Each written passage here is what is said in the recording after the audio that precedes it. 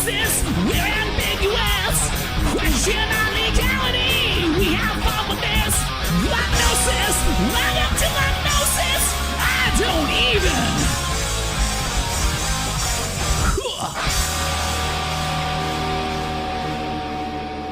Another day, another smartphone review. Today, we're reviewing the Sony XA Ultra. Look at this thing.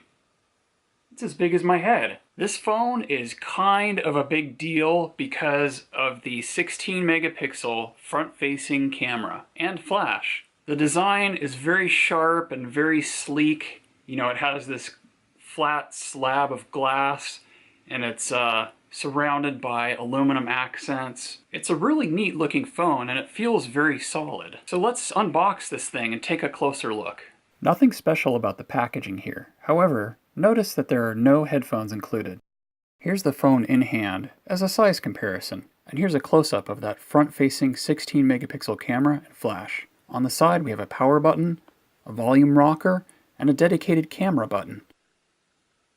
The screen is beautiful on this phone, and the UI is very responsive.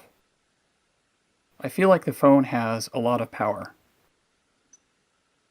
I love how the screen goes right up to the edge of the phone. Here's the rear camera and flash, headphone port. You've got a little door here to put in your SD card and your SIM. And then on the bottom, you have the loudspeaker, your charging port, and a microphone. The rear camera has this neat feature where you tap on the item you want the phone to keep track of, and it doesn't matter where you move, that item will always be in focus.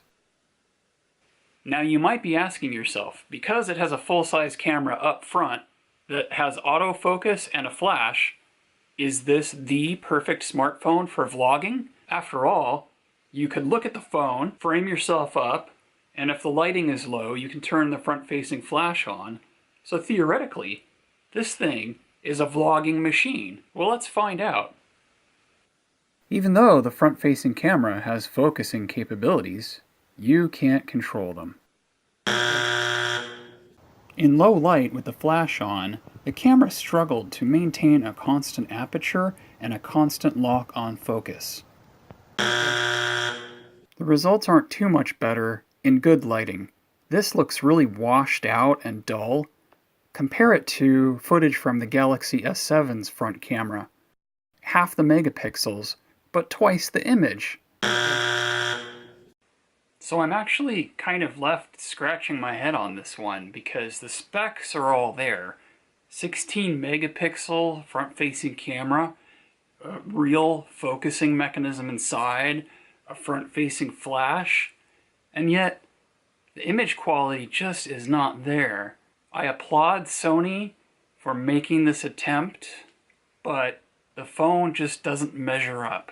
I'm hoping that a lot of this can be corrected with a software update. If they could add that tracking focus on the front-facing camera and clean up the resolution a little bit, then you would have a serious contender. But that's my opinion. What's your experience? If you have this phone, if you've used it for vlogging, leave a comment below and let me know your experience. Alright, that about wraps it up for today's episode. I thank you for watching, and if you haven't done so, you might want to subscribe. You get a notification every time I release a new vlog, so you don't miss out. And as always, I love hearing your feedback. Go ahead and leave a comment.